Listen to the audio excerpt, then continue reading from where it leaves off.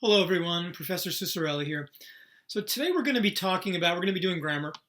Today we're going to be talking about the building blocks of a sentence. In particular, we're going to be looking at nouns and verbs and how they function in a sentence, what they do, and why they're instrumental in building your sentences. So the reason I like to begin with these simple building blocks of a sentence is because for good writers are able to look at a sentence and tell you exactly what every single element or word in that sentence is doing. So much like a mechanic who can look at a car and tell you when something's out of alignment, when something needs replacing, when something needs to be moved, if a piece is in the wrong place, God forbid, it needs to be moved somewhere else. Good writers can do the same thing. They can look at a sentence and tell you when things are out of alignment. They can tell you when things are in the wrong place, if something's missing. It needs to be there.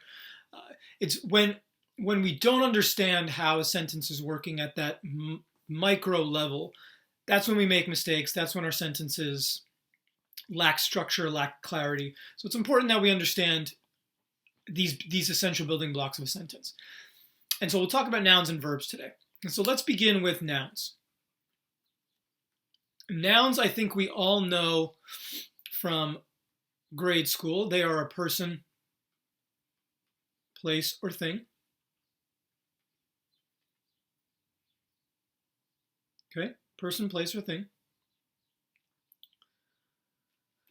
And nouns can function in two different ways in a sentence. Nouns can function in what are called two different cases. This is often called the case of a noun. They can function in the subject case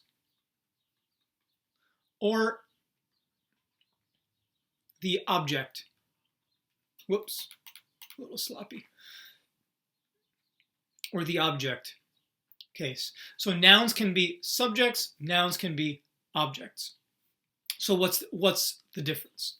So subjects, they're usually who or what the sentence is about. They usually are at the beginning of a sentence. Okay, so who or what the sentence is about. And the object is usually at the end.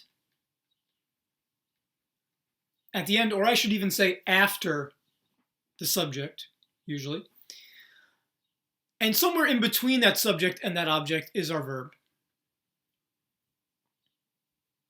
And so because most of our sentences have this, our English sentences have this basic subject, verb, object organization to them, English sentences are often said to be written in what's called SVO order, subject, verb, object. So think of the subject as who or what is initiating or starting that action, and the object is what is receiving that action. So the object is on the receiving end of the action. The subject is initiating or starting that action. Okay, so in a simple sentence like, I bought food. I is the subject. Bought food. So the subject is initiating the buying, that's who or what is doing the action. And then the food is receiving the action. Okay? Food isn't doing anything in the sentence, it is receiving the action. Okay. Sometimes one of the issues that we run into, it's not letting me erase. Oh, there we go. One of the issues that we often run into when we're writing sentences is that sometimes our subject and our object are in the wrong place. Like I said, understanding how sentences are put together. So sometimes our sentence might be structured in such a way where our subject isn't really the one or the who or the what is initiating the action, and sometimes the object isn't the one that's receiving the action. Sometimes we flip-flop those. And when we do that, we end up with what's called passive voice. So in a sentence like, the food was bought by me, you'll notice that the food is my subject now.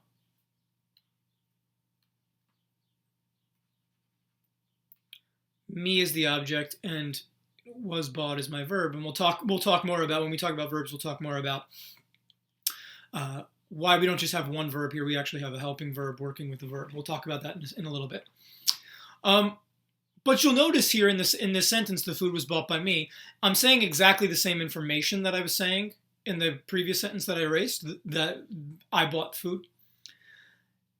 So what you're looking at here is you're looking at a sentence where the subject, the food, isn't really actually initiating the action. Food isn't initiating the action.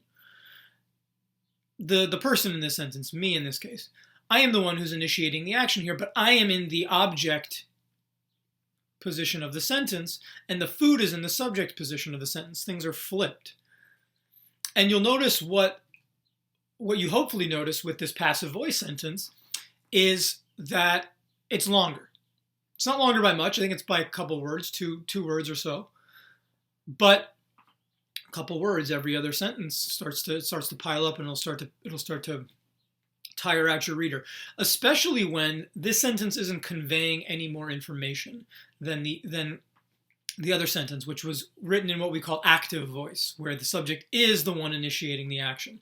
I bought the food is telling you exactly the same information as the food was bought by me. Okay, same information, just this has two more words, I believe. Okay, so we want to try to avoid passive voice if we can. There might be some cases where it's unavoidable. For example, if I don't know who the subject is, if I just say the food was bought and I don't know who bought it, or my car was stolen, I don't know who stole it.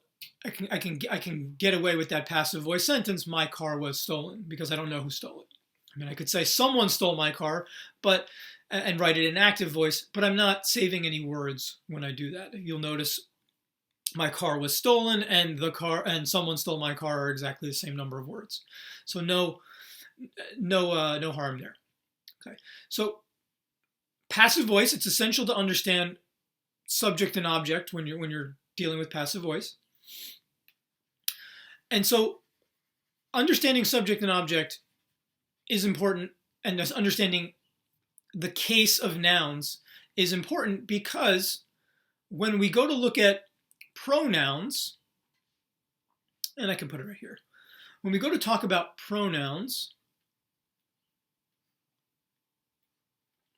it's important to understand case when talking about pronouns. Bunch of different kinds of pronouns. We'll talk about two of them here. Two different types. We'll talk about one first, and then we'll talk about the second one right after. So pronouns, they have the word noun in the name, so you know that they're related to nouns in some way. So pronouns either take the place of nouns,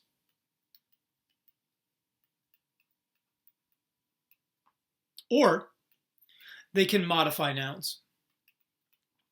Now, when I say modify, I mean act kind of like adjectives, describe nouns. So pronouns can function in either of those two ways. Okay. The first kind of pronoun we're going to look at, the personal pronoun, takes the place of a noun. So the personal pronoun,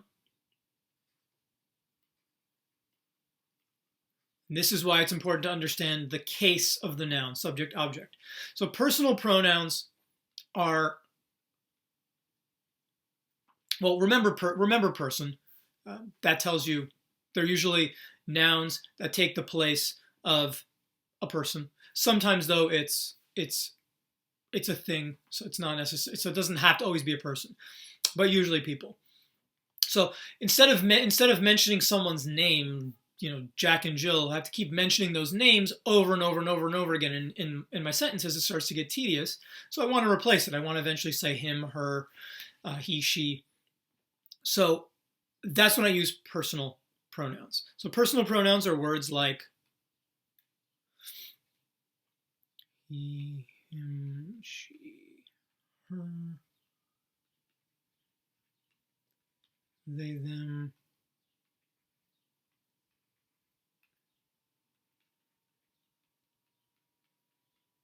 you, it. Okay, So why is it important to understand the case of a noun, subject, object? Because when it comes to personal pronouns, some of these pronouns on this list here that I just wrote on the screen, some of these are always subjects. They're always in the subject case. They're always in the subject position in the sentence. And some of these personal pronouns are always in the object position or in the object case. All right? Can you guess which ones are always subjects? Take a second. Look at that list.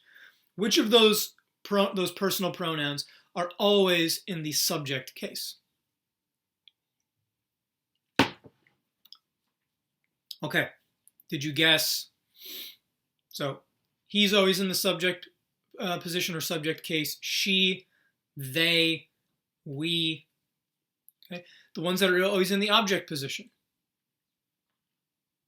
Him, her, them, us. So what does that tell us? What that tells us is I can never use an object pronoun like this, like this, like this. I can never use one of those in the subject position. I can never say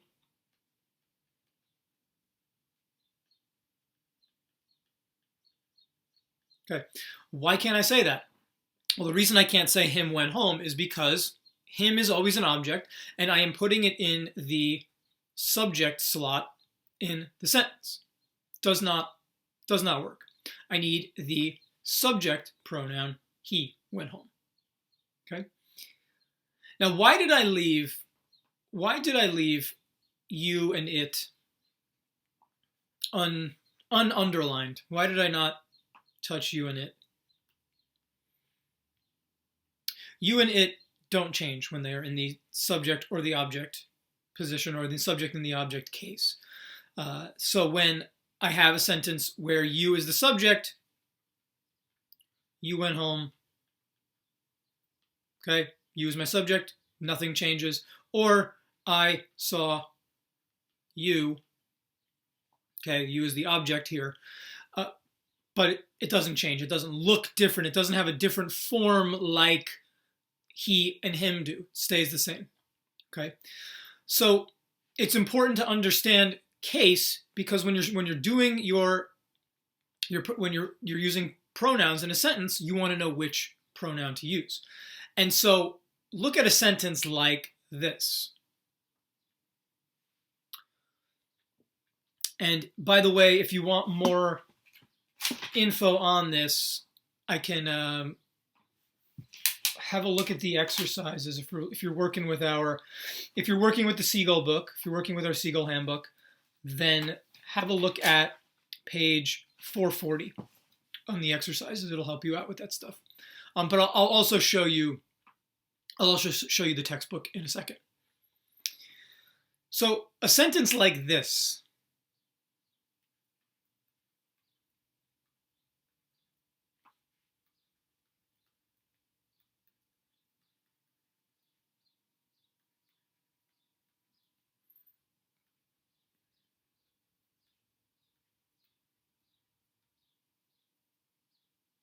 Okay, so what I'm asking you here, and looking at the sentence, John was taller than her, or John was taller than she.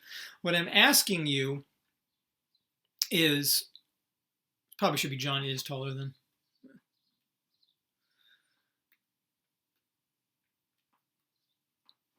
What I'm asking you is what pronoun case do I need here? Do I need the object case, or do I need the subject case? Now, I want to draw your attention to something. I have a comparison here. I have a comparison between John and this other unnamed female in the sentence. Okay, and I have to decide. Okay, what do I need? Do I need the object? Do I need the subject? Think of the is, the verb is in this sentence as an equal sign. I can only compare, in a sentence grammatically, I can only compare apples to apples. I cannot compare apples and oranges. And so grammatically, I can't compare John, who is the subject of the sentence, Okay? I cannot compare John, who's the subject of the sentence, to an object. I have to compare, like I said, apples to apples. So John is the subject of the sentence, and is my big equal sign. So therefore, I've got to also have a subject here. So which of those personal pronouns is the subject? It's she. Now that might sound strange to you. John is taller than she. That might sound a little weird. If you include that is again, if you include that is after it, John is taller than she is, doesn't sound so strange anymore. Okay, so if the she sounds strange to you, then just include that verb to be, which is sort of implied there anyway, because we have two equal comparisons we're making here. So John is and she is. Okay, not John is and her is. No good. Okay, got to compare apples to apples. All right. So that's one kind of pronoun, the personal pronoun. And if we look at our textbook, this gives you a breakdown of pronoun case. A lot of the stuff we just talked about. We're going to talk about possessives in a second. So we just talked about this stuff, subject, object. Okay. We're going to we'll save who and whomever. We'll save that for another lecture. Or if you want more info about who and whom, those are relative pronouns. Those are a different kind of pronoun. If you want more information about them and you can't quite get a handle on them, send me an email, leave me a comment down below, and I can help you address those. But essentially, understanding who and whom also involves being able to understand subject case, object case. Okay, so there's no getting around that. To understand who and whom, you have to understand that point I made about subject and object case. And we'll talk about possessives in 1 second. Okay, so this is stuff we just went over. And so if you're working with the Seagull Handbook, page 343 is where you'll find this stuff. All right. Okay, so let's jump to. We could look at. This is an example we just.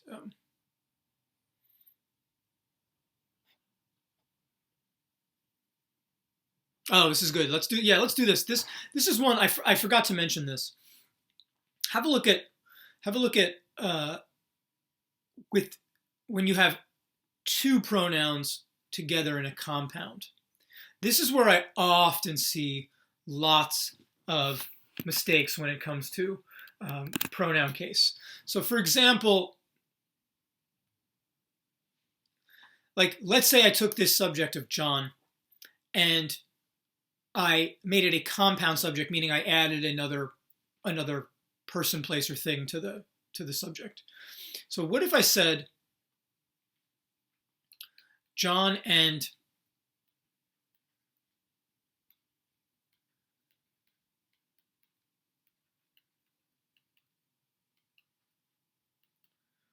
my sentences often have to do with going to the store. I don't know why, but John and me went to the store. For some reason, I don't know why this is, but I have noticed this in a lot of writing, is that when you add an and here, people start to get confused, or in their head it starts to the wrong answer starts to sound right when you start adding ands, and I don't know why that is. But if you look at this, John and me maybe sounds correct, but you have to remember.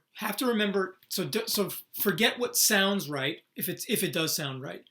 Can't go on what sounds right. We have to go with the grammar. We have to go with what the grammar tells us. And in this sentence, John is a subject. Okay? Just like John was a subject up here, John is a subject here. And just like is an equal sign, so is and an equal sign. Okay, so I can only add together if I'm making a compound subject, which is, well, I already gave away that it needs to be a subject, but I can't have this compound compound just means two things put together. I can't put together oil and water. I can't put together things that don't match. I have to have things that go together that match. So John is a subject. I need to match John with another subject. And so therefore I need the subject pronoun, which is I. So John and I went to the store, not John and me. Okay? And I think if you got rid of the and, you'd realize how wrong me is. You wouldn't say me went to the store. You'd say I went to the store. But for some reason, when we add that and, it trips people up a little bit.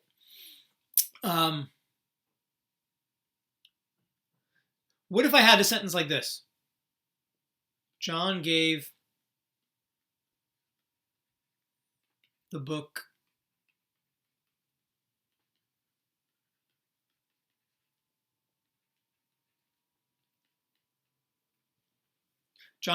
to Sally and I, or John gave the book to Sally and me. So we don't have a compound. We don't have a compound here, but we have a compound here. Okay. Now it might help to go back and remember our basic rule about where subjects and objects are. Okay, we'll look at that.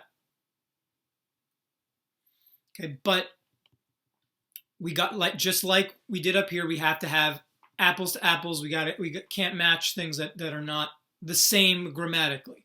So John is my subject. I know John is my subject because he's the one who's bringing about the action. The action here is giving. And he gave the book. What did he give? He gave the book. Book is an object. And he gave the book to Sally and I, or Sally and me. Okay, well, is Sally a subject or is Sally an object? Now, I'm not asking, when I say is Sally an object or a subject, I'm not asking, is a person an object, like, a thing that we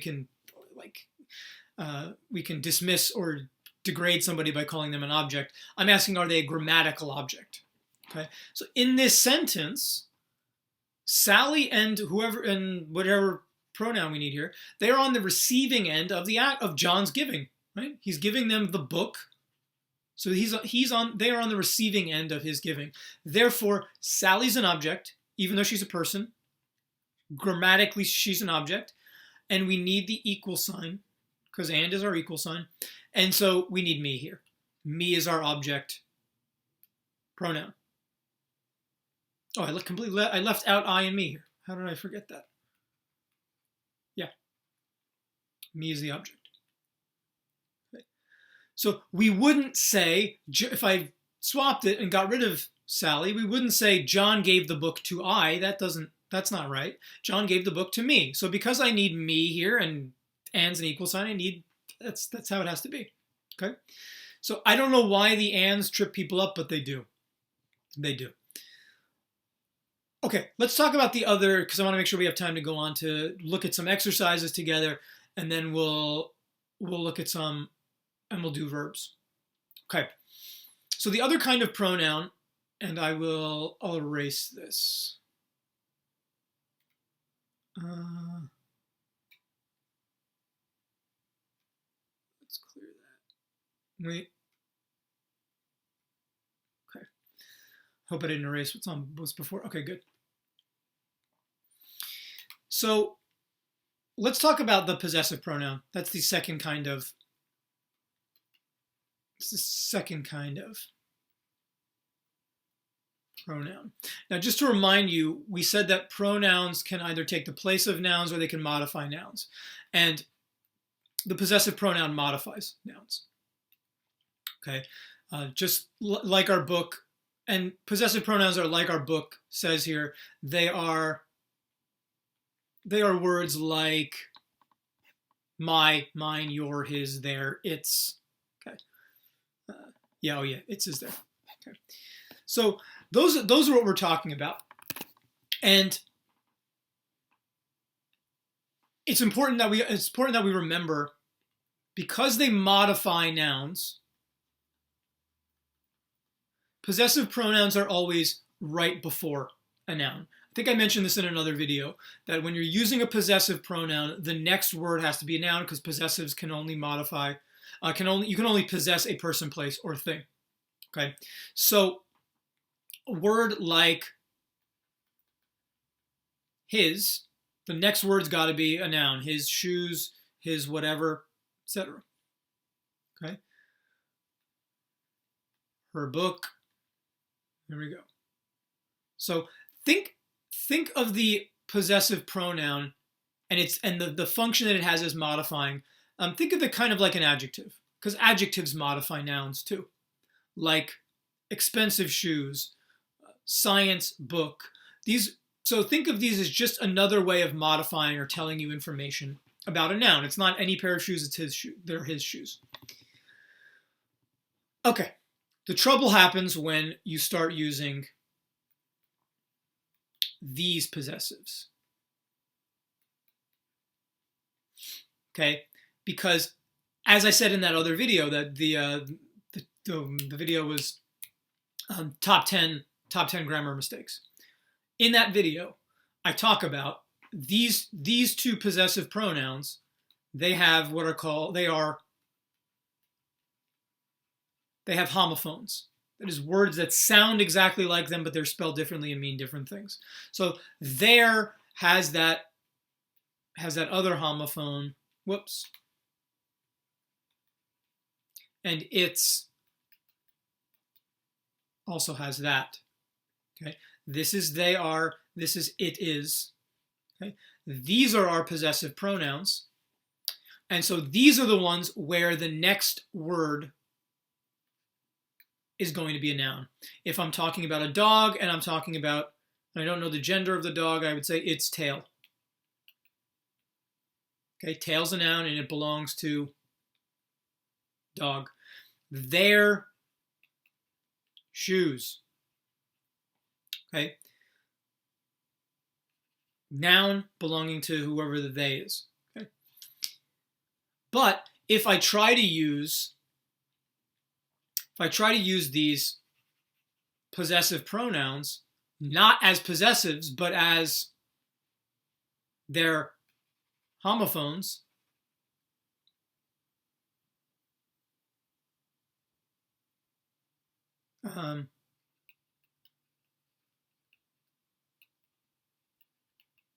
again, sorry about every example going to the store, but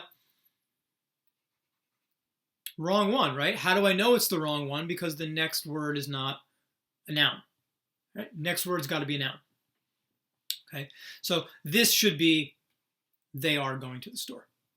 Okay, I very often see, I almost never see somebody using the contraction this they are. I almost never see that used in place of this. I always see the other way around. I always see this being used for this. It's always, I almost never see it the other way. Okay, and same with it is. It's always somebody's using this where they need this. They almost never use it apostrophe s where its belongs. Okay. Let's do a few exercises together, and then we'll move on to talking about verbs. Let me just add a slide there. So let's look at some of these exercises together. So these exercises are asking you to understand case, the case of a noun. Okay? And so let's look at this one here, question 2. So you're trying to decide in the following item, one or both of the pronouns in bold may be in the wrong case. Select the option with the correct pronoun forms. If the original pronouns are correct, select no change. Okay, so we're trying to decide, are we and him in the right case? First, let's identify what case we and him are. Okay, we is subject or object? Subject. Him, subject or object? Object. Okay, so let's read the sentence and then let's see what we can come up with. So we team members cheered as the judge announced that the winners of the 50-meter butterfly were Ben and him. Okay. Okay. What do we think? So we team members. So this is a tricky one. I wonder if this is going to trip people up. Okay, so we team members cheered. So we know that. So that one, we team members. So the verb is cheered. So we know that the team members are the ones who are bringing about the action of the cheering. So we know that because they're bringing about the action, that the team members are the subject. Okay, subjects are the ones that bring about the action. Okay, so we need the subject pronoun, which is we. So that one's correct. Okay. So they announced that the winners of the 50-meter butterfly were Ben and him. Okay, let's look at this. Okay, let's look at this part of the sentence. And I want you to think about what we said about the verb. I want you to think about what we said about the verb to be or is. Going back to what we said about back to our whiteboard. Did I delete it? I hope I didn't delete it. Maybe I deleted it. Okay, I deleted it. Of course. But what I had on the whiteboard but I erased is that, remember, think of that and the verb to be are both equal signs. Okay? We got to have equal parts the equal grammatical concepts on both sides. So if one side of that and or that verb to be is a subject, then the other side's got to match. Okay, so in this case we've got Ben and him. So whatever Ben is grammatically, then the pronoun has got to be the same. Pronoun's got to match. So we just got to figure out, is Ben an object here or is Ben a subject? This is tricky. Okay, and so what we have to figure out is we have the verb to be here. Were is just the verb to be in the past tense. It's the verb to be in the past tense, and it's plural because we're talking about more than one. So it's the plural past tense of the verb to be is were. Okay, so the winners were. Okay, so winner here is actually subject because who or what belongs to this object, this verb, sorry. Who or what belongs to this verb? Who or what is initiating this verb? It's the winners. Okay? So because the winners are initiating this verb, then so winners is a subject. Winners is a subject. So it might sound weird to you to say, but the winners of the 50-meter butterfly were Ben and he. Ben and he. So this actually should be A. Okay? Now, you might say Ben and he. That sounds so weird. If it sounds weird to you, I just told you that the verb to be is an equal sign. Flip it. Okay? Flip it around. And you'd read it and you'd go, the judge announced that Ben and he were the winners of the 50-meter butterfly. Ben and he, or he and Ben, were the winners of the 50-meter butterfly. Okay? If I flip-flop it and I make the winners the second part and I make Ben and he the first part, now it sounds better. Ben and he, or he and Ben, were the winners of the 50-meter butterfly. Okay? And if that still sounds weird to you, then just get rid of Ben and see that it's he was the winner of the 50-meter butterfly. It has to be he there, not him. Okay? We wouldn't say him was the winner. Right? So even though it might sound weird to you, it is A. It is A. Okay, let's do Let's do one more. I want to make sure we have time for verbs. Some of these are really easy. Okay. I saw your parents at the movie theater last night. They were buying popcorn. Clearly, that's wrong. They were buying. They is correct because who's doing the buying? It's the subject. Subject is bringing about the action of the buying, so it should be the pronoun in the subject case, which is they. They is the subject case. But now I've got the subject case, they, followed by popcorn. That doesn't work. I cannot have two nouns right next to each other like that. I can't have a pronoun and a noun right next to each other like that. I can't have a personal pronoun and a noun right next to each other like that. That's not English.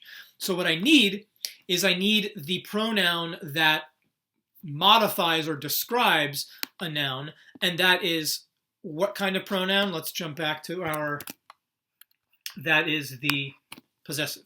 Okay, I need the possessive that modifies this noun, popcorn. So popcorn is an object. It's receiving the action of the buying. And I need the pronoun that modifies popcorn. So I need the possessive. So I need the possessive form of they, which is their. So it's C. Okay. They were buying their popcorn. Okay. Okay, if you want, let me know. I can do more of these exercises if they're helpful. But for now, I want to move on to talk about verbs. Like I said, if you want more exercises, if you're working with our Siegel book and you want more exercises on pronoun case, have a look at page 440. Okay, that'll help you out. 440. Okay, I'll throw it up in the. I'll put it up here. So 440 if you want some more practice on pronoun case. Okay, so let's talk about verbs. So our first building block was the noun. Let's talk about verbs. So we said earlier that verbs are the action in the sentence. Okay, they are in the middle of the subject and the object. The subject is bringing about the action and the object is receiving the action. And the action itself is the verb. Verbs, a couple things you need to understand about verbs. Verbs vary in a couple of different ways. Whoops. Verbs vary according to tense. They vary according to number. Okay, so when I say tense, is the action happening now? Did it happen yesterday? Is it going to happen in the future? Okay, and there are more tenses than that, and we'll look at some of that. And then when I say number, verbs vary according to number. I mean, is one person bringing about the action, or is more than one person bringing about the action? That, for the most part.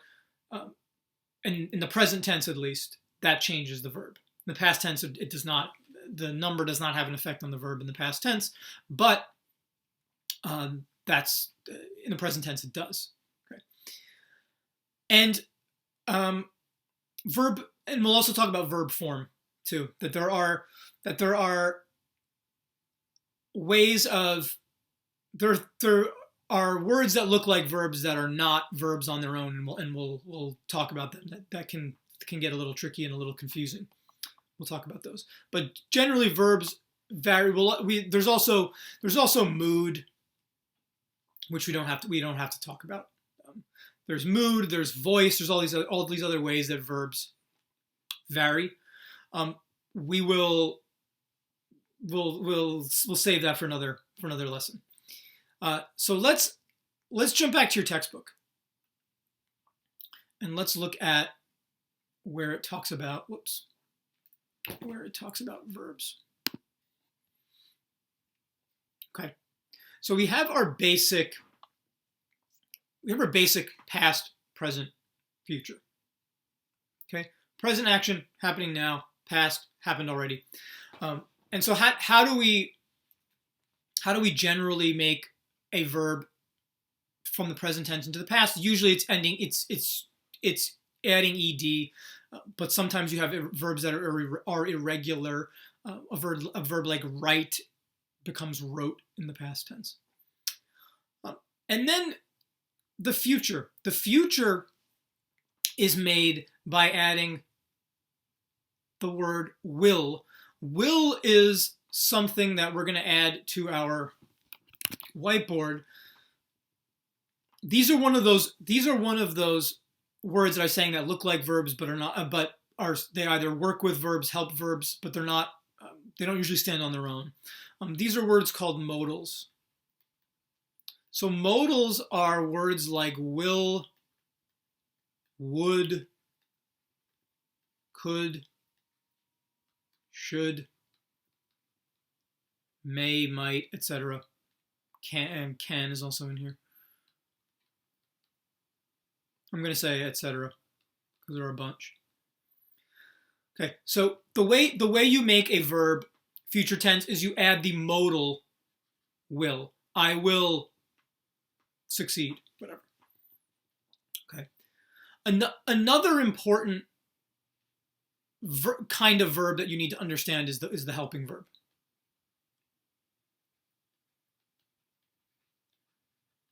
Helping verbs, when they're acting as helping verbs, they're not, think of them as just they're partnering up with verbs and they're working with verbs, so that you'll have a kind of, I guess you could say, a compound or a verb that is made up of more than one word. So helping verbs are the verb to be, to have, and to do. Okay. Okay. So think of a sentence like I am walking.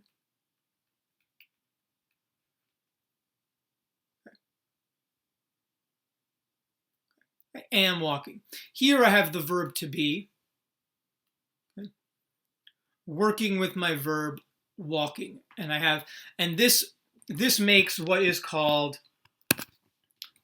you make a different kind of when you have those, when you do what I just did there, you have what's called the progressive tense.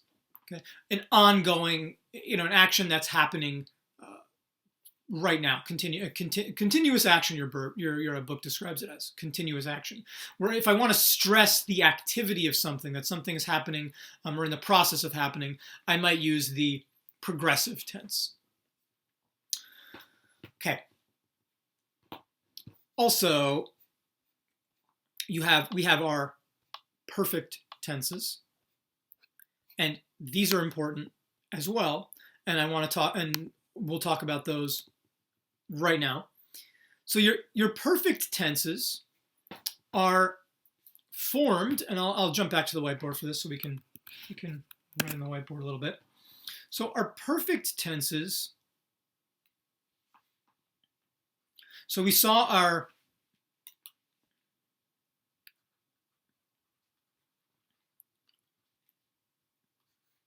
progressive tense was formed with the helping verb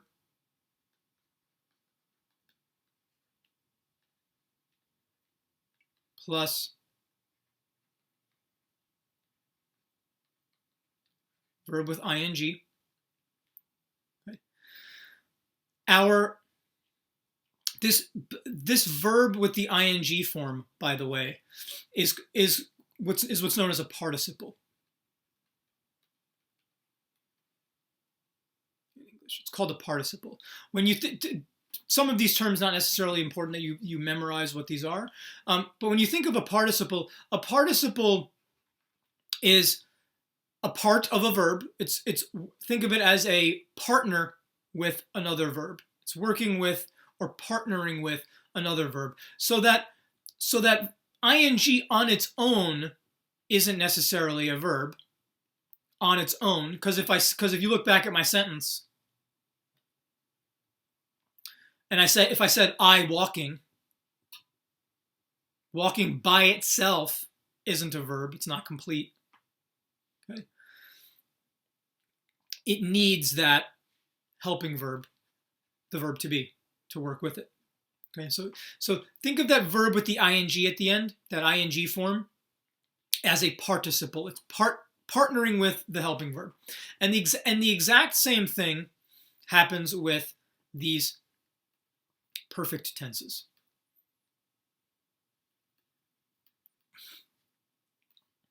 For the sake of time, I'll just talk to you about the present and the past perfect. There's also the future perfect, and your book talks about that. The future perfect also is very important. I would say it's used less than the present and the past perfect, but it's formed in pretty much the same way.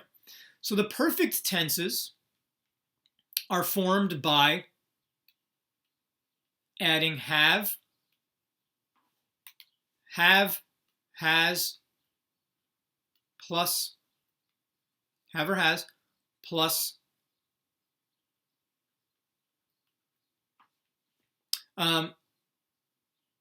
so let's say this.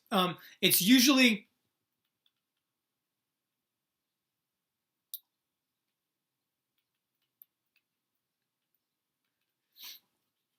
a verb with the ed ending, but sometimes it's irregular.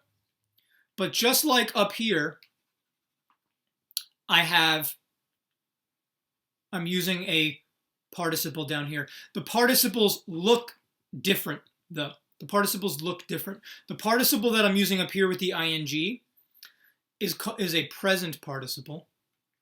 What I'm using down here with my perfect tenses, is the past participle.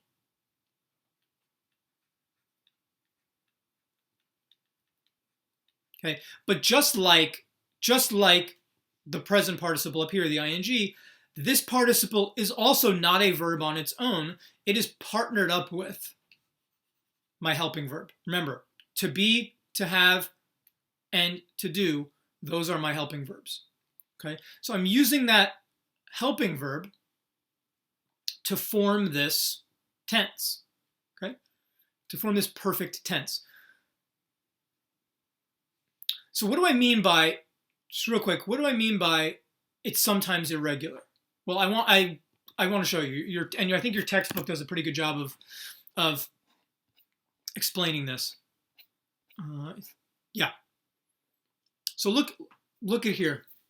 So very often a verb in the past tense will look exactly like its participle.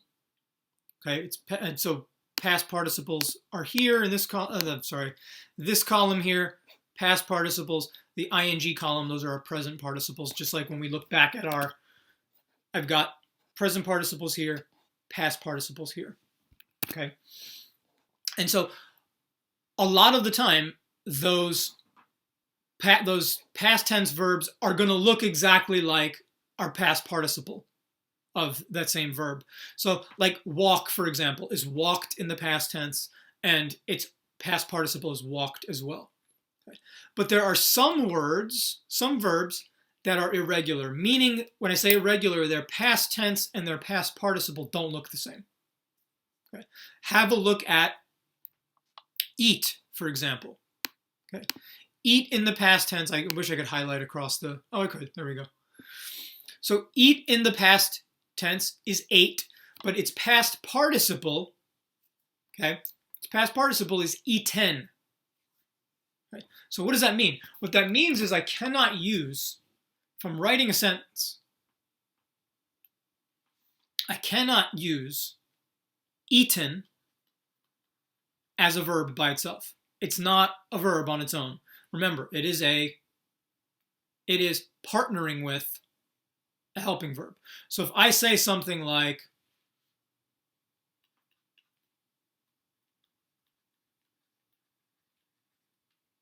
okay, I eaten a good meal, no good. Right? No good. This either needs to be I ate a good meal, change it to the past tense, or I need to add my helping verb. Okay? Have to add the helping verb. That helping verb, have, has, or had. I have eaten a good meal. I have eaten a good meal. He has eaten a good meal. They have eaten a good meal. Okay? But not just eaten by itself. Okay? Doesn't work that way. But you'll notice it's irregular. It doesn't look like ate. It does not look like the past tense. It has this other ending to it. It's usually an N at the end. If you look back at that list, it's usually an N. Chosen, eaten, flown, given, known. Okay, it's usually N. It's not always N though. Written is another one. Maybe it is always. I'm looking at this list. Maybe it is. Have been with the N at the end. Maybe it is always N. I'm looking at the ones. No, done is not. So did is the past tense. Done is the irregular past participle. So it's not always. Most of the time, it's N. Okay, so let's just do a quick. Let me break down. Actually, I'll use the textbook for this. So your book talks about when you use the present perfect tense and when you use the past perfect tense. And I'll explain this to you, and then we can look at an exercise or two together. Okay, so the present perfect tense is when I take the helping verb have or has, and I pair it or partner it with a past participle. Okay, remember back to here. Past participle here. Okay, past participle. And I end up with something like I have talked, I have seen, I have watched. Okay. That present perfect tense is used specifically for, as your book tells you, actions that took place at some time in the past. It's not clear, unspecified time in the past, or it's trying to stress to you an action that started in the past but is continuing in the future, continuing now in the present rather. So we have played for 5 hours. We have played, meaning we started at some point and we're still now playing in the present tense. Right? Or if I said, I have visited New York, it's not clear. It's an unspecified. When did I visit? Did I visit 5 times in my whole life? Did I visit 5 times in the last month? But if I said, I have visited New York, it's telling it's an unspecified time. Okay.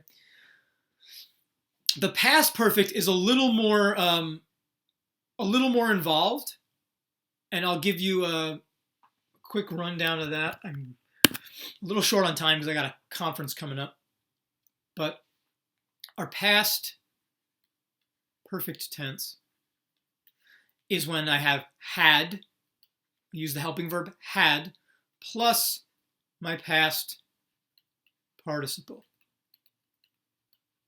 Had seen, had gone, had done, had visited. Okay, this is what you're doing when you're using the past perfect tense. What you're doing, and your book tells you, is when you want to stress that some event happened and was completed before another event in the past. Okay, event that was happened in the past. One event happened first, and then another event happened after it. Okay, and so the sentence I like to use to show this is if I write a sentence like this. When I got home, sorry, I'm writing quickly. When I got home,